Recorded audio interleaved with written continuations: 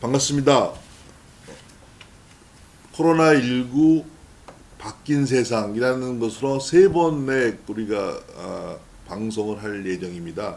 오늘은 한국기상협회 이사장이신 방기성 박사님 모셨습니다. 반갑습니다. 네, 안녕하세요. 네, 우리 방기성 박사님을 제가 좀 자랑하겠습니다. 방기성 박사님은 저랑 공군 학사장교 동기입니다. 그리고 저랑 훈련 받을 때 같은 구대에서 친한 사이입니다. 공군 학사장교 저희가 73기인데 저희 73기 중에서 두 사람이 대령을 달았는데 우리 방기성 우리 동기생은 대령을 다룬 자랑스러운 동기생입니다. 고맙습니다. 반갑습니다. 아주 훌륭한 동기생인데 우리 이 박사님과 이렇게 같이 또 어쨌든 저는 오늘 기후나 날씨 쪽으로 얘기를 하게 될 텐데 너무나 반갑고 또 이렇게 불러줘서 고맙습니다. 네, 좀 쉬운 얘기부터 하면 제가 최근에 동아일보에서 박사님이 연재하고 계신 날씨 이야기를 재밌게 보고 있는데 재밌는 얘기를 좀 해주실까요? 먼저 빙하기라는 것이 한 번 있었던 게 여러 번 있었죠? 그렇죠. 지구가 생긴 이래로 계속 기후는 빙하기와 온난기가 계속 바뀌어 들어옵니다. 네. 그래서 지구의 역사는 우리 자꾸 빙하기만 말씀들을 하시는데 그렇지 않죠. 빙하가 있었으면 그 다음에 온난기가 있었고 다시 빙하기가 들어오고 온난기가 있었고 그래서 지금서부터 가장 최근 빙하기는 우리가 그런 큰 빙하기가 아니고 소빙하기라고 저희들이 부르는데 네. 소빙하기는 한 13,000년 정도 지금서 전에 있었습니다. 네. 이 당시에 급작스럽게 영화 혹시 투모로우라는 영화 보셨습니까? 혹한이 내려오면서 미국 쪽이 아주 혹한으로 사람들이 다 얼어붙는다는 영화인데 그 영화가 실제로 13,000년 소빙하기 배경으로 해서 만들어진 영화입니다. 네. 실제로 그렇게 급작스러운 빙하기가 올 수 있다는 걸 갖다가 잘 보여줬던 사태인데 이때 13,000년 전에 소빙하기가 들어오면서 실제로 지구가 엄청 추워졌죠. 그랬다가 한 3,000년 정도 지속된 다음에 지금서부터 한 9,000년 정도부터 기온이 다시 올라가기 시작을 합니다. 그러면서 우리 지금 지구상의 농업이 그때 처음 시작됩니다. 지금서부터 9,000년 전에. 농업이 처음 시작되면서 사람들이 그 이전까지는 수렵이라든가 사냥을 위주로 먹고 살던 사람들이 지금 메소포타미아 지역이죠. 중동 쪽 이쪽에서 도시를 중심으로 해서 우리가 역사에서 도시국가라고 얘기하지 않습니까? 네네. 이런 도시국가들이 만들어진 것이 8,000~9,000년 전 정도서부터 시작을 했죠. 네. 그래서 그때부터 우리 인류의 문명이라고 얘기를 하죠. 메소포타미아 문명이라든가 이집트 문명이라든가 이런 문명들이 되게 시작되는 것이 빙하기가 끝나고 소빙하기야 그리고 그때부터 들어온 온난기 네. 때부터 문명이 시작됐다고 보시면 됩니다. 투마로우라는 영화에 보면 거기가 온난화가 기본적인 원인이지만 바닷물과 민물 합쳐지는 그런 것이 문제다. 이 바다가 실제로 지구의 기온을 갖다 유지하는데 엄청 중요합니다. 네. 그러니까 지금 미국 같은 경우 일단 미국의 동부 지역이 이론적으로도 멕시코 난류가 올라가기 때문에 어느 정도 기온이 유지가 되거든요. 근데 이 영화의 가장 기본이 뭐냐면 어쨌든 해류가 바뀐다는 얘기거든요. 그렇죠. 저 그린란드 쪽에서 심층 해류가 들어가서 이 대제 해수로 들어가서 그것이 이 하나의 순환을 이룹니다. 순환을 이뤄서 남쪽으로 내려가 그것이 다시 올라와서 하나의 순환을 이루거든요. 근데 어쨌든 이 전체적인 해류 순환을 갖다가 이루게 되는 원동력이 북쪽에 거의 북극에 가까운 지역에서 굉장히 차가운 바닷물이 가라앉으면서 만들어지는 것들이거든요. 근데 이러한 시스템이 붕괴가 될 경우입니다. 붕괴가 될 경우는 소위 말해서 해를 갖다 움직일 수 있는 동력이 사라지기 때문에 결국 미국을 갖다가 깨 만들어주는 이쪽 멕시코 만류가 스톱이 돼버리는 거죠. 네.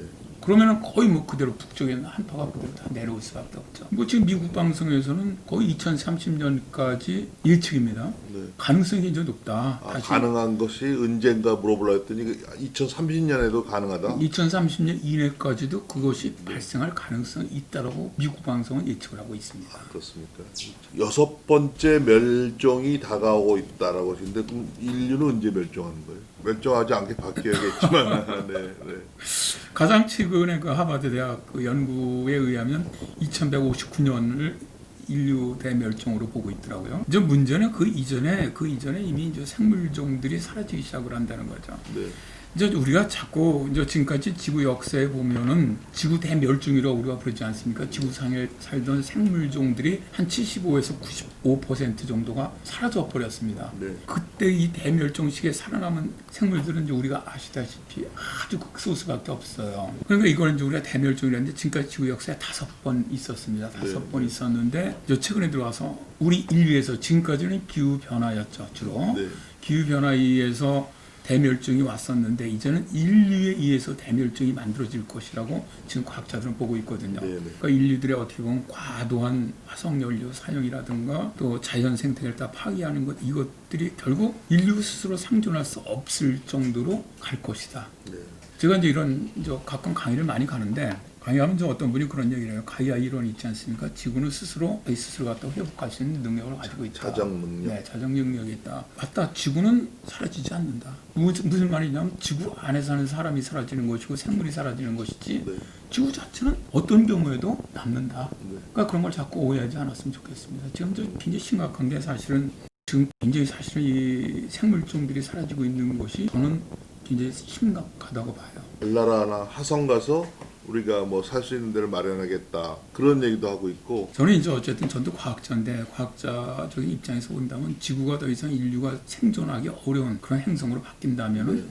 그다음엔 지구 내에서 살 수가 없는데 저 뜨거운 지하로 내려가 과연 밀폐된 공간 안에서 살 수가 있겠느냐. 네. 결국 이제 외계로 가는 수밖에 없지 않냐. 만약 그런 때가 네, 온다면 네, 네, 네. 그렇게 생각을 합니다.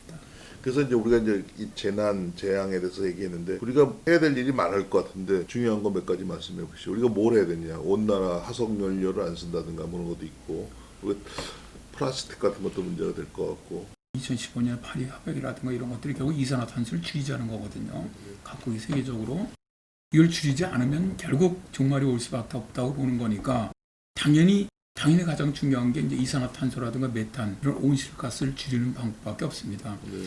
줄이는 방법, 만약 줄이지를 못한다면 나와 있는 배출되어 있는 이산화탄소라든가 메탄을 갖다 포집해서 이거 갖다 뭐 어디에 정말 파묻는다든가 네. 이런 방법, 네. 이런 방법밖에 없는 것이죠. 그러니까 실제 이제 현재 뭐 많은 이런 이산화탄소를 갖다 포집한다든가 이런 기술 많이 개발하고 있지만 실제로 실용화가 되지 않는 것이 굉장히 현실적으로 쉽지가 않아요. 그런 것들이. 네. 네.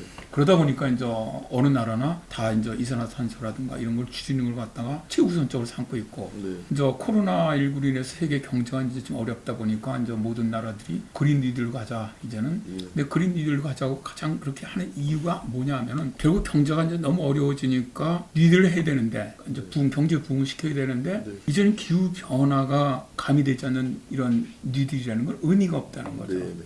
그러니까 기후 변화도 잡고 경제 부흥도 가져오는 두 마리 토끼를 잡아야 한다는 거예요. 이게 굉장히 쉽지 않은 겁니다. 쉽지 네. 않음에도 불구하고 그렇게 가야 한다고 뭐 유럽이라든가 또 미국 의회에서도 통과됐죠. 그린니들 법안이. 우리나라도 뭐 저번에 이제 대통령이 그린니들 깼다. 우리나라는 이제 많은 사람들이 무늬만 그린니들이다. 네. 뭐 워싱 그린이라고 누가 그러는데 네. 전문가들은 이제 비판을 좀 많이 받고는 있지만 네. 사실 우리나라 같은 경우는 지금 세계적으로도 뭐 아시겠지만 4대 악당 국가 아닙니까? 네. 기후변화. 네. 그 기후변화에 있어서 가장 이기적이고 네. 가장 어떻게 보면 좀 책임을 갖다 지지 않으려고 하는 그런 국가입니다. 네. 뭐 이 교수님이야 이제 워낙 그쪽으로 잘 아시지만 뭐 호주라든가 사우디아라비아라든가 뉴질랜드, 한국 이 네 나라가 세계 이제 4대 악당 국가로. 아, 미국이 안 들어가요? 이게 이제 문제가 뭐냐면 국력, 그 나라의 경제력과 그 나라에서 배출한 이산화탄소와 이런 모든 걸 다 종합을 합니다. 그러니까 이제 우리나라가 지금 세계 GDP 한 12위 정도 되는 걸로 알고 있는데, 네. 네. 그렇죠. 근데 오히려 우리가 지금 뭐 이산화탄소 배출은 세계에서 한 7위 정도, 네. 이산화탄소 배출 증가 속도는 세계에서 4위 정도, 네. 그다음에 대기 오염은 세계에서 거의 OECD 국가 중에서는 1등 정도 하고 있거든요. 네. 나쁜 거에서. 거기다가 문제는 뭐냐면은, 자, 이제 그러니까 이런 그 기후행동 추적이라는 데서 이게 이제 사실 발표하는 건데 매년 지금 4년째 우리나라가 4대 악당 국가에 들어가고 네. 있죠. 근데 거기서 볼 때는 뭐냐면은 그만한 부자 국가라면 그만한 책임을 가져야 한다는 거죠. 네. 그러니까 지구를 위해서 지구 전체가 이산화탄소라는 건 한국에서 배출을 하더라도 결국은 이 기체이기 때문에 전 세계로 퍼집니다. 시간이 걸리더라도. 그러니까 전 세계가 다 같이 영향을 받는데 니들 경제를 위해서 남들 나라는 상관없다는 그런 인식을 갖고 있다고 보는 거예요. 네.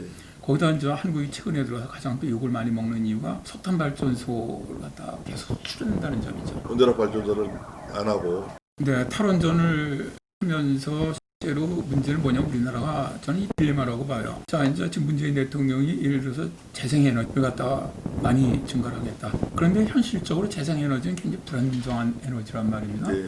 그 원전을 대체하기 어려운데 원전은 안전성에만 문제가 없다면 사실은 지구온난화에 가장 깨끗한 에너지죠. 그런데 이제 대안이 없는 거예요, 대안이. 그러니까 원전을 없애려고 하다 보니까 이제 이런 보고서 같은 것도 어떻게 보면 약간 일부 학자들은 이제 조작됐다. 그러니까 에너지 수급 뭐 이런 네. 부분에서.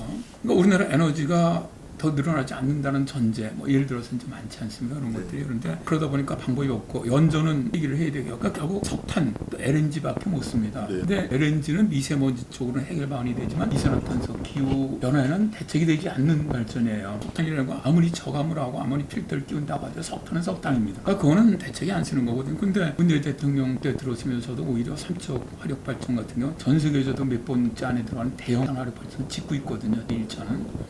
우리나라 에너지도 석탄에 너무 과도하게 의존하고 있고, 두 번째는 베트남이라든가 인도네시아라든가 필리핀 가난한 나라에다가 방글라데시 이런 나라에다가 석탄 발전소를 갖다가 수출을 하는 거예요. 올해도 지난달에 한국전력이 베트남에다가 화력 발전소 수출하는 데 지원하겠다 나왔던데, 이러한 것들을 볼 때는 아주 대한민국이 파렴치하게 보이는 거예요. 전 세계에서 기후변화로 기온 상승도 거의 1.5배 이상, 세계 평균보다 해수면 상승은 한 3배 이상, 해수 온도 상승도 2배 반 이상, 이런 굉장히 심각하게 기후변화가 이루어지고 있는 것 중에 하나가 결국 우리나라의 어떻게 보면 기후변화에 대한 어떤 이런 정책도 잘못돼 있고, 실제로 어떻게 보면 제가 볼 때는 관심도 없다.